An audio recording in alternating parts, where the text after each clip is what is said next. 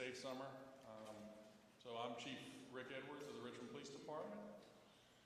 And we'll start out with some just general updates that some in the media have been asking. We figured we'd update you now today on some of the hot button topics. Obviously, we had an officer shot on September 19th.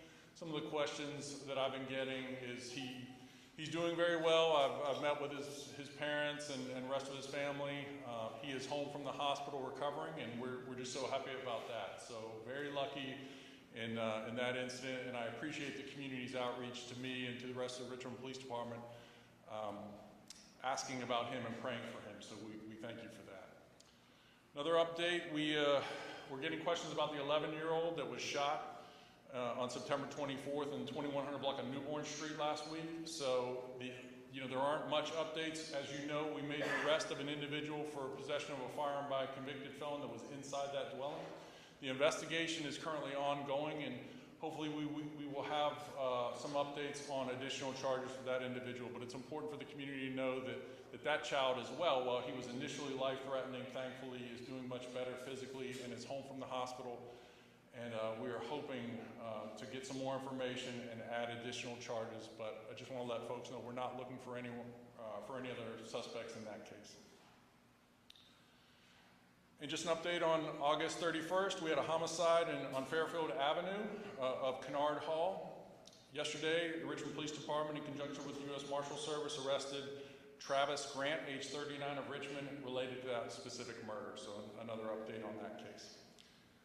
You also may have heard about a pretty significant police activity yesterday in the 1300 block of East Brooklyn Park. That was related to an ongoing investigation involving a vape shop. So Dank's Tobacco and Vape Shop in 6 Points. We conducted an investigation on that after getting complaints from the community and from City Council, as well as the 4th Precinct, getting complaints about that specific shop. After several weeks of investigation, 3 adult males were arrested yesterday. The SWAT team executed that search warrant, so that's what that was about. Some of you were asking about why the SWAT team was out there. Rashawn Mosley was arrested on firearm drug charges. Myron Johnson as well, charged with firearm and drug-related charges. And Raquan Simmons as well was charged. As you can see, if you go by that shop right now, it's been placarded by the fire marshal, so it is currently closed, and that investigation is also ongoing. That investigation also led us to Chesterfield County yesterday, where this individual who was involved in that investigation into supplying the vape shop with narcotics, the Chesterfield police helped us execute a search warrant on Bowling Court in Chesterfield County. In that case, Timothy Brown of Chesterfield County was charged with possession with the intent to distribute a Schedule 1 or 2 controlled substance and possession of a firearm while in possession of those narcotics. So that's some of the firearms that were taken out of that house and the arrest that was made of that individual yesterday. And again, I'd like to thank the Chesterfield County Police Department for assisting us in that. All right, now I'll get started with Operation Safe Summer. So as you all know, April was a very deadly time for our city, involving many juveniles. I asked the Virginia State Police and our federal partners to start early this year. We had planned on starting that. We were in the early stages of preparation for a June 1 start date. We started April 19th, really got into the swing of things the first week of May. But some of the partners were FBI, ATF, U.S. Department of Justice, Richmond Police, obviously, Virginia State Police, U.S. Marshals, the DEA, and the Richmond Commonwealth Attorney's Office. All individuals working together to try to keep our community safe during that specific time frame. And I've mentioned this before, but it's important to note, not only are we short-staffed, the Virginia State Police is certainly short-staffed, as well as our federal partners, but when we asked for help, as all good friends do, they stepped up and helped us in our time of need. So I really must express a lot of thanks to those agencies for the work that was done this summer, some of the work that I'll be discussing now. As when I get before you, I always like to talk about crime, not just where we were this time last year. I want to talk about it over the course of time. And we'll be providing all these slides to you also. You don't have to take feverish notes, so we'll send you this data. But going back 7 years, during the same time period, so we always want to compare Richmond to Richmond where we were in previous years. So the overall violent crime rate, as you can see, In 2018, at this time, during that time frame, we had 496 violent crimes.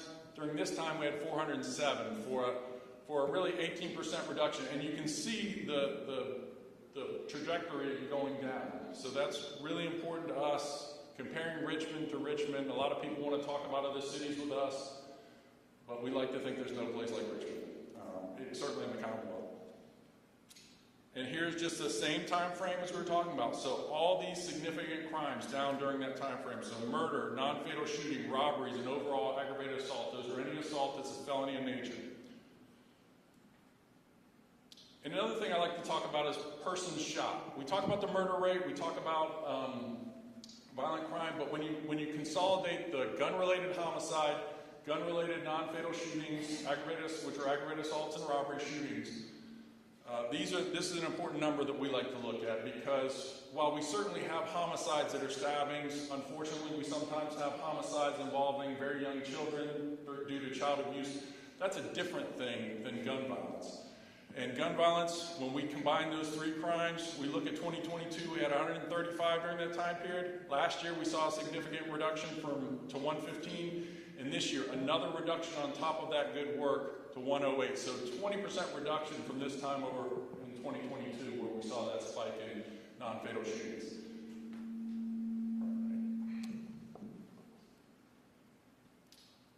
Here's just some other issues, some other seizures that we had during Operation Safe Summer. So 2 machine gun conversion devices were taken. Those are commonly referred to as switches. Over $90,000 in cash. 247 guns are off our street from the men and women behind you. 276 felony arrests, 175 misdemeanor arrests, and 216 warrants served. So when I spoke at the mid-year, we were already in the midst of Operation Safe Summer, and one of the things I talked about at that time was we have to be nimble, we have to be able to adjust to the reality of what's going on. And at that time, we took members of Operation Safe Summer and safely secured the graduations. We made a couple of gun arrests during that. We had something similar pop up during this time, during this quarter as well, that I want to talk about, and that's the Shockoe Bottom focus. So August 2nd, we had a homicide in the Shockoe Bottom on North 20th Street. So we had an individual who was shot and killed there. And I was on scene there along with other members of senior command staff. That case was very quickly solved because we had an officer on a hotspot curve a couple blocks away. And the hotspot curve, as you all know, is that area of the city where we have officers on a 10 to 15 minute visits. We had a supervisor on scene doing that. When he heard the gunfire, was able to quickly make an arrest in that case. He was just a block or so away and was able to seize the murder weapon and make sure that person didn't hurt anyone else. But while we were down there, we noticed some things that we'd been hearing from the precincts that were very concerning. So open carry of firearms. When I saw people walking around the Shockoe Bottom, everyone was walking around. I saw multiple people with guns, and it became very concerning to us. So the following weekend, we instituted a plan where we had not only the plan we had already had in place to address the crowds in the Shockoe Bottom, we added Operation Safe Summer to that. So those men and women behind you, I annoyed them by making sure that they spent their very focused area in the Shockoe Bottom on those Friday and Saturday nights when the crowds were biggest in order to try to avoid significant violent crime. For those of you that follow what happened recently in Birmingham, where there was in their entertainment district, they had a mass shooting of 4 people shot and killed, 17 shot and wounded in one incident. They're still working on that case in Birmingham, but that's the kind of thing that concerns me that could happen in the Shockoe Bottom, where you have multiple people walking around with firearms and multiple people who are engaged in partaking in alcohol, and it's just a recipe for disaster. So we flooded that zone. During the month, 33 firearms were seized by the officers of Operation Safe Summer in the Shockoe Bottom alone. 17 were seized by patrol officers doing that same work. And I want to share with you, there's probably 3 times as many guns that we saw that were open carrying that were not illegal that we didn't seize. So the guns in the Shockoe Bottom were just overwhelming, particularly during that time. I'm going to show you a little video clip that some in the media have asked us about. We are aware of it. It was posted, not by us obviously, but it was posted by a community member, and it assisted in our investigation. We ended up making an arrest in this case. Let's see if it will work for us.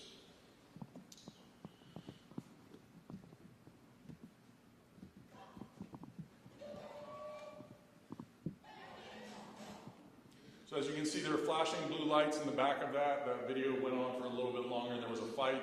Our officers rapidly responded. As you can see, there was a young lady who pulled a gun out and fired in the air. That is a recipe for disaster when you have other individuals all around them with firearms. People are intoxicated, people are fighting. That could have ended in what we saw in Birmingham. So I'm very pleased with the fact that the officers were right where they needed to be and stopped that incident from escalating. That individual was charged with reckless handling of a firearm in the 1700 block of East Franklin Street. And as crazy as that is, it concerns me that it could have been much, much worse. So I mentioned some of our partners. At this time, I would ask Daryl Logwood from the ATF to come up and talk about an operation they partnered with us on.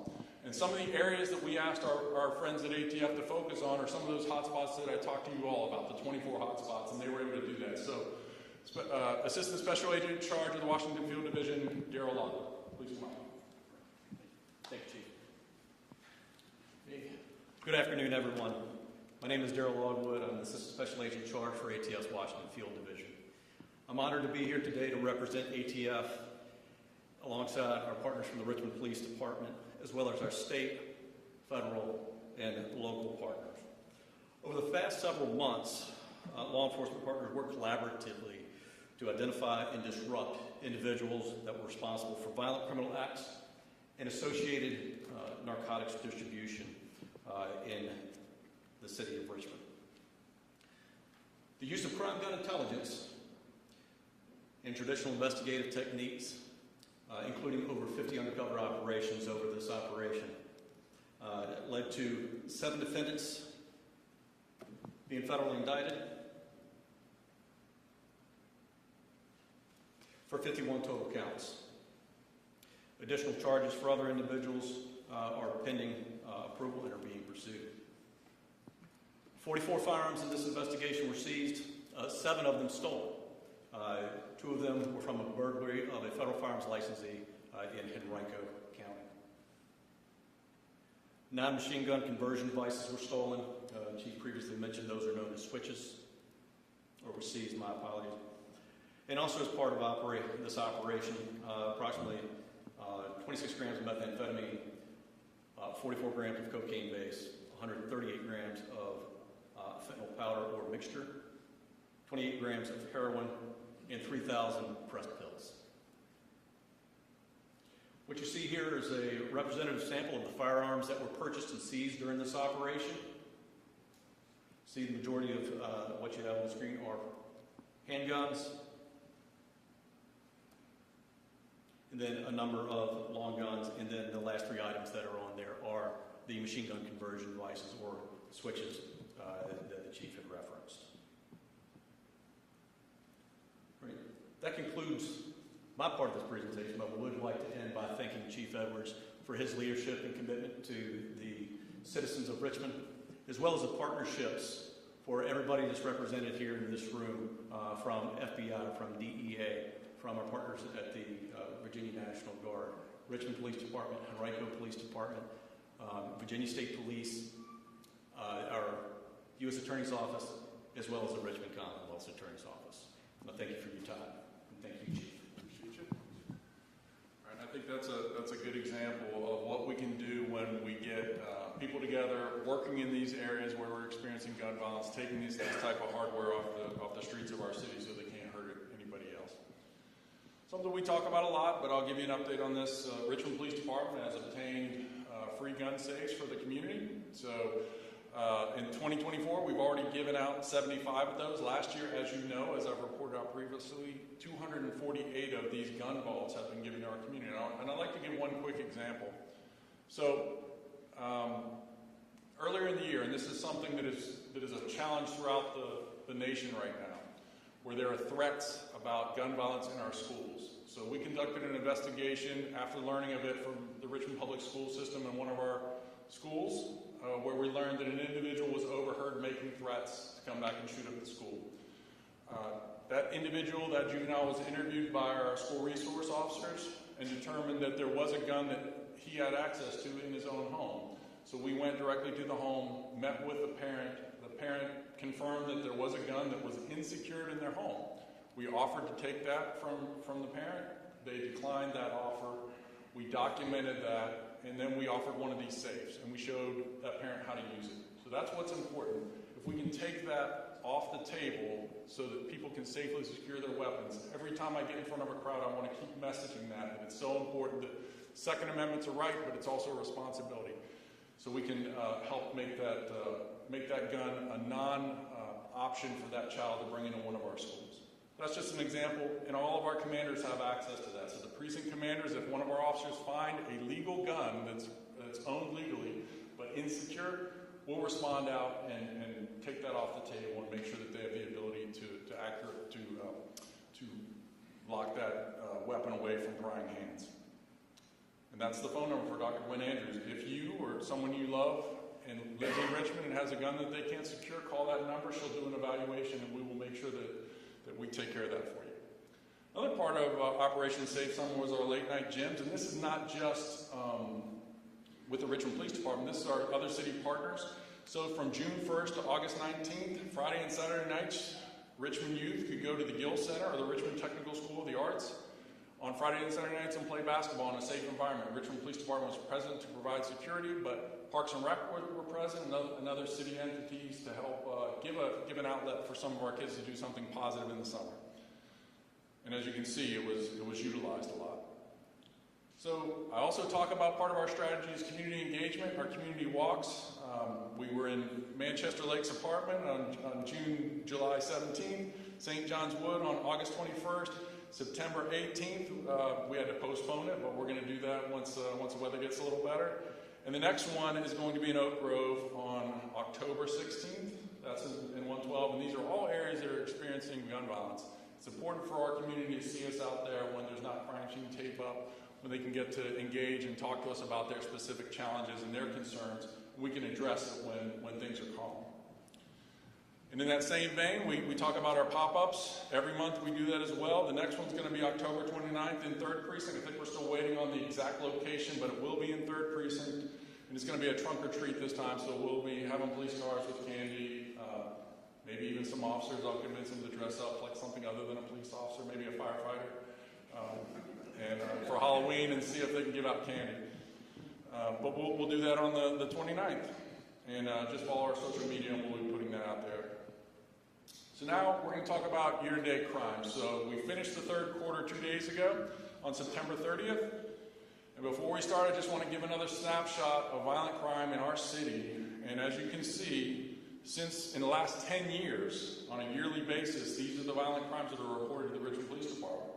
A nice steady decline in most years. There's some back and forth. 2020 is obviously a little bit of an anomaly, but much of that is due to COVID and the civil unrest, we believe, where everyone seemed to be home at that time. But then we see that nice trajectory down from a high in 2013. And everyone remembers 2013, 2014, those years as very low violent crime rates, and many of them were, but I think this is important for our community to know too. In this day and age of social media, people see things like the video that I showed you about the lady shooting in the air, and crime feels like it's everywhere. It's important to talk about the hard data. That's not to say that the feelings of the community aren't important, but when I talk about crime, I want to talk about our hard data. And this is some of it. And here's a snapshot of our violent crime, again for the year-to-date for the 3rd quarter. So overall, last year I presented on a 7% reduction in overall violent crime. This year, we're on pace for an 8% reduction on top of that good work. Homicides are 18% down, so 55 versus 45. Aggravated assaults, that's any felony assaults, are down 5%. Rapes are down 46%, and then robbery individuals are up slightly.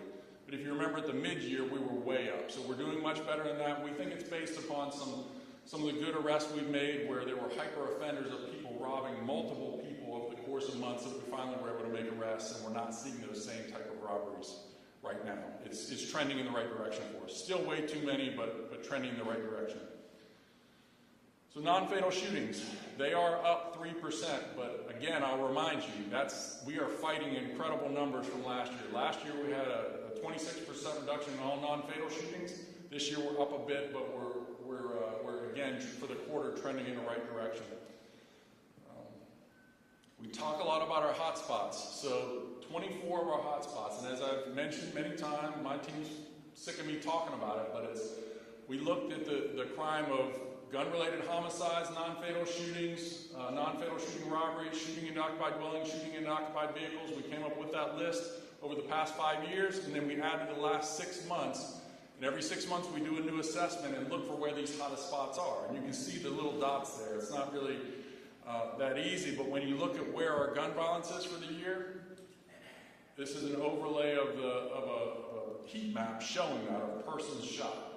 So we are in the right place at the right time. These neighborhoods and these areas where not only where we're focusing on, but if you saw the maps that the ATF talked about, they were in some of these areas as well, where the hottest parts of our city, Fairfield, Mosby, and Gilpin Court, the hottest parts of our city is where they were doing their important work with us.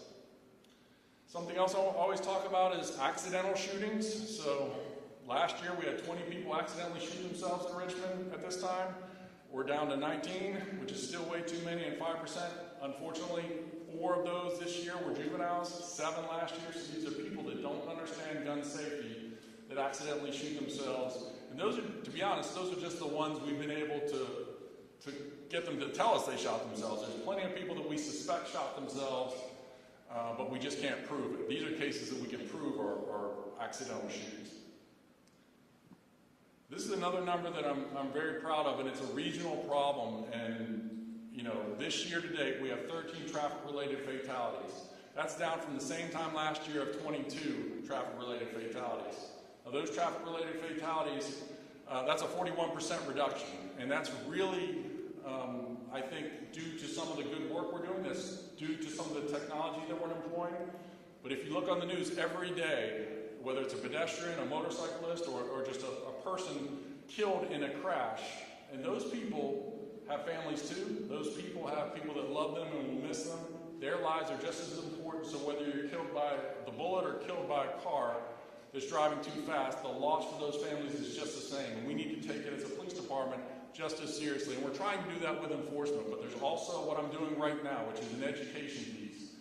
And nobody in the Commonwealth, I believe, cares more about the engineering of our city streets to slow folks down than the city of Richmond. So I must really thank the members of the Department of Public Works who have put bump outs. They've utilized speed bumps and other technical ways that they can slow traffic down. But that's my message to everyone.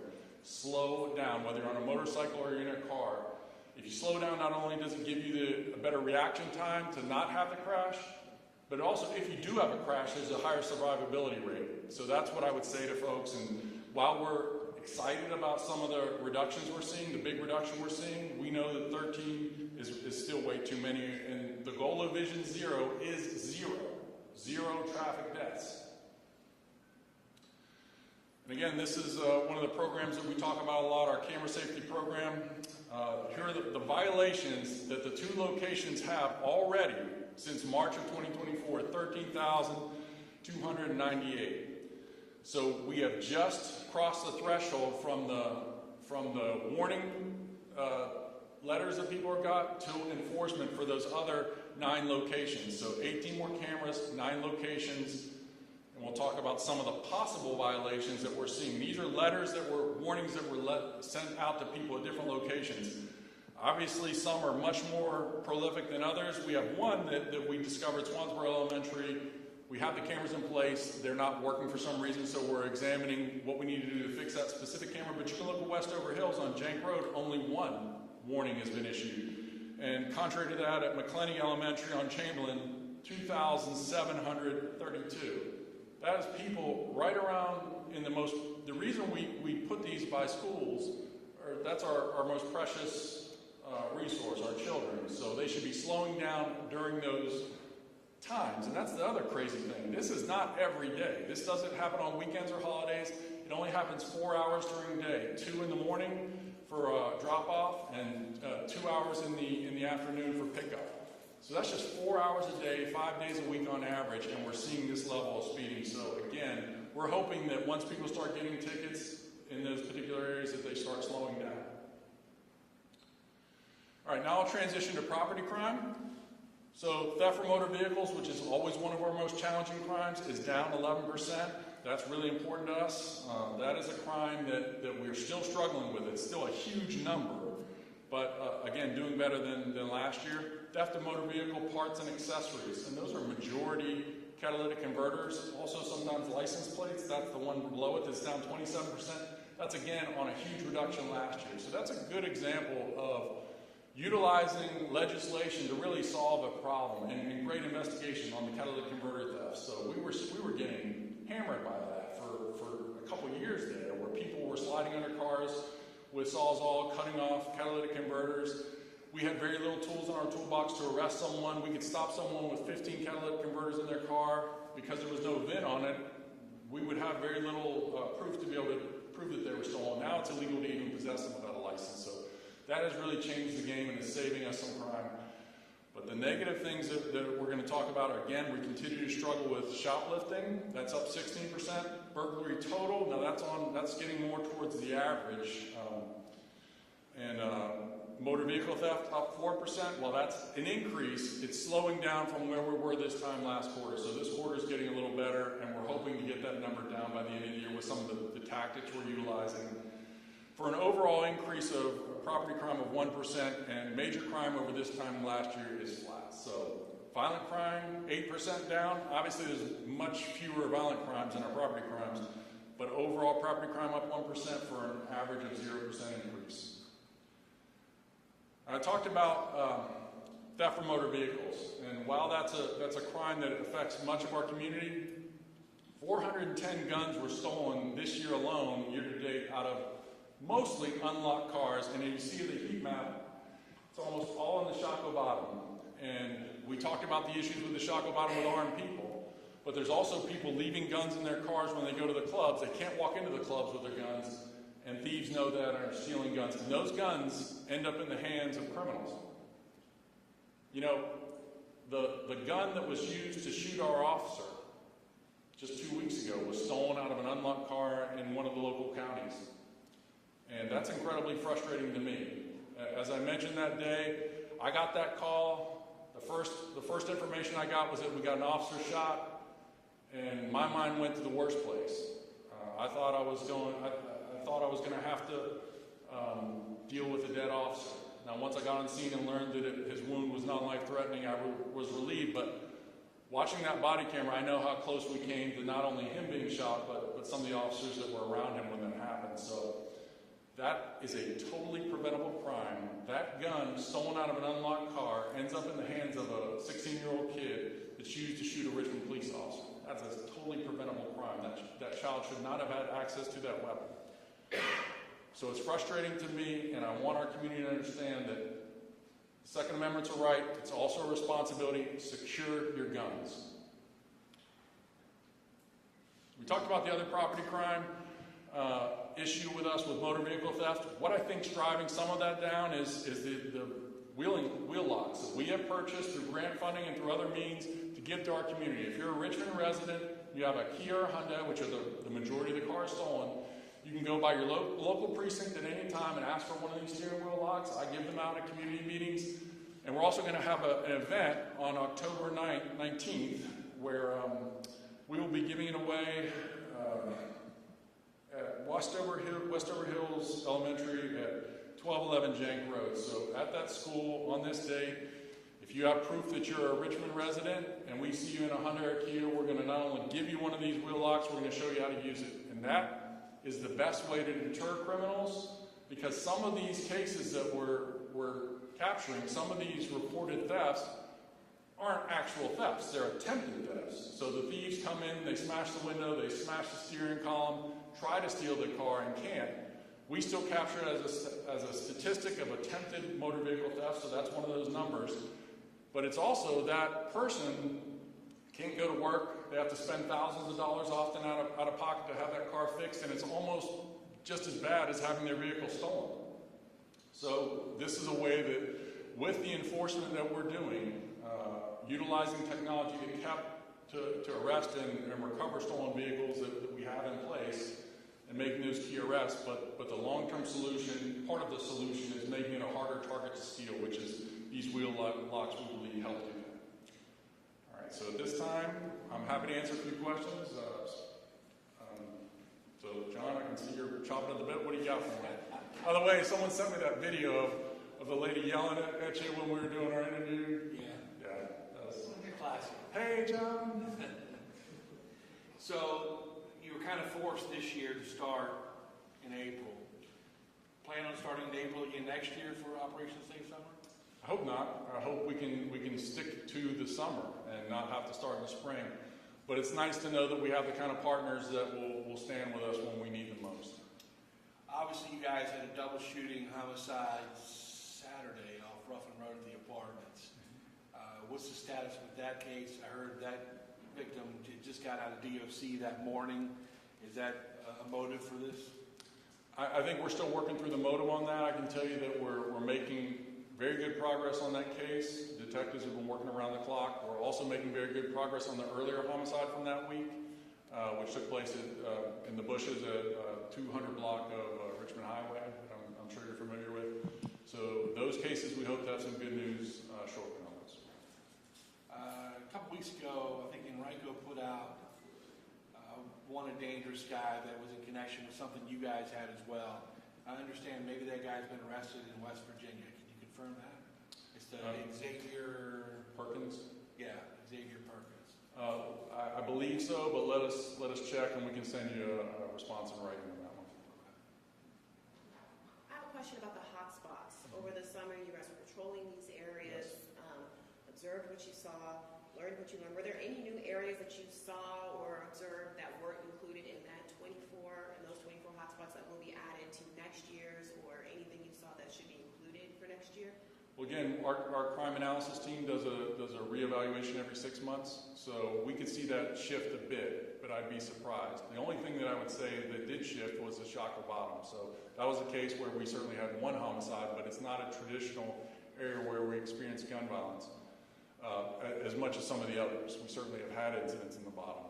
But what we were trying to do was pivot and be proactive so we didn't have what's happened in other cities and what could easily happen in our city. You see with the vape shop that you guys knocked off yesterday with the raid, there is a woman in that area that calls me constantly about drugs and drug dealers in that area. Is that what community members you're asking them to do, is just keep calling to give you the information so you can make that kind of a bust? Yes, so that was led by our focus mission team from the 4th Precinct. Part of their goal through their precinct commander is to listen to members of the community and members of city council. So a lot of people that won't talk to us directly will call Ms. Robertson, will call other city council members, and they'll get us that information. They'll make that complaint. So we ask anyone in the community, if you know something about this, contact us. We don't need to know who you are to know who they are, and we'll start an investigation. We are short-staffed, but as you can see from the work that I've talked about, we're still very good when we get information on following up, conducting thorough and competent investigations, and solving problems. So once we can work on it. A lot of times when I go to community meetings, some residents will get frustrated with us because they're calling 911 to talk about drug hotspots or incidents like this vape shop. So what I would say to them is 911 is not the right tool for that. Contact your police precinct. Contact me. Plenty of people do that. Contact the police department so we can work on it long term. The patrol officers are running from call to call to call to call. The men and women behind you working the focus mission team and some of our other specialized units don't answer calls for service. They're there to work on special projects within those designated areas of responsibility. And when they can work on it, they have the time and resources and training and acumen to be able to really solve some of those problems. You mentioned that violent crime has been down over the past couple of years. What will the department continue to do so that in the next 10 years violent crime is still down? What do those efforts look like from you guys in the department to keep that crime going down? Well, it has to be an all-of-the-above approach. We can't do it alone in the Richmond Police Department. We not only have our law enforcement partners, but we also have partners throughout the city, nonprofits. There's members here of the neighborhood team, the newly formed neighborhood team from the city that looks at crime in a different way, of diffusing crime. We talk about our Richmond community mediators that try to find ways, unique ways, and interesting ways to disrupt crime.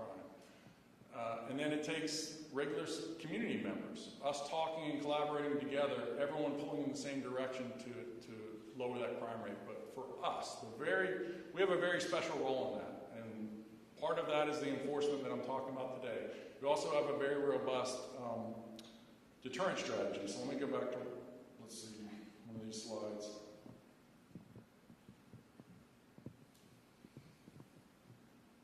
So if you look at the bottom corner of this, you'll see hotspot CFS, that's call for service year to date. 15,913 calls for service. Those are self-generated calls by members of our patrol officers. They go to these hotspots, mark out for 10 to 15 minutes, and deter crime. And what I'm really interested in when we do that is not only do studies show that it disrupts crime and that the criminals see those officers in these areas at random intervals and it causes them to do something different. But the other thing that I think is an ancillary benefit of that I'm really interested in is the good folks who live in these crime-ridden neighborhoods get to see our officers and feel a bit safer. So the perception of crime is addressed too. So we have the deterrent strategy, we have the enforcement strategy. I think when we work with our partners, we can disrupt crime going forward. So it's an all-of-the-above approach. Again, I think technology is a piece for that. We're going to continue to invest in technology to arrest offenders. But the best what I hope to be able to do is disrupt crime before it starts and get to children earlier with our partners to help them avoid some of the pitfalls that some of the individuals that are caught up in this life with gangs and violent crime, disrupt them from going that direction. I think that's a long-term solution.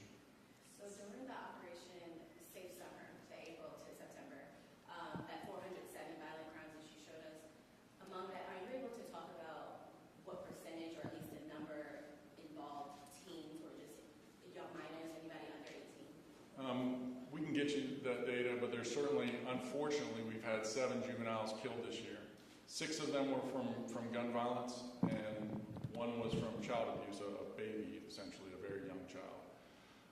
So 6 of those individuals were killed, and we only had 2 killed last year, so that is a concerning uptick. And we've had several accidentally shoot themselves, and several, I think we had 20 juveniles shot and wounded this year, which is abhorrent. So, but we can get you those specific details. But when I look at the average age of our murder victim, unlike many other urban cities, it's not teens. It's someone in their 30s. It's usually men, and it's not related to gang or drug territory. It's related to arguments that escalate from a verbal argument to a physical dispute into gunfire many times. I think you had a question. Yeah, specifically on pedestrian deaths. What role does the police department play in working to reduce those types of deaths to zero? Well, I think certainly the city has to address it with engineering and crosswalks and things like that. We have to enforce speeding. Speed is the number one factor. DUIs can be a factor. DUID can be a factor. But the majority of it is people not paying attention on their cell phones, and they end up killing someone. So our role is to enforce the law and to leverage the technology that we're using to get folks in Richmond to slow down. I know last time we had one of these quarterly briefings, it almost seemed like instantly violent crime spiked the next week or two. What do you say to people out there now that are looking at this and thinking about doing something tonight or the following night? Well, we work 24/7, and the partnerships of the men and the women in this room don't end just because Operation Safe Summer ends. So we're still continuing to collaborate. We're still working on it. And I would just say to people, think about it. Because I've said this before, but it bears repeating. I've been in court enough with people who have shot and killed people. I've sat across a table from people when they're confessing to murders. And there are very few evil men in this world. Very few evil people who kill someone. They're generally people that make a stupid decision that if they could go back in time, they would. I've seen enough people crying at the sentencing hearings, begging mothers for forgiveness, begging the judge to be lenient on them, apologizing to their own families. So that's what I would say to them. And the decision to not react violently with gunfire is very difficult to decide that when you're in the heat of the moment. What I would say is if you're hearing this message, or if any of you talk to your family and loved ones, that decision starts before the fight starts. The decision starts with saying to themselves, I'm not going to take my gun to this neighbor dispute over a barking dog. I'm not going to bring my gun to the rap video shooting that may escalate into gun violence. That's what I would say to people, because I see the regret in many of their faces. And we all know people in this city. If you've worked in this city long enough, you know people. And I've known plenty of people who have sons who have killed people. And they're not bad people. They're good people that make terrible decisions.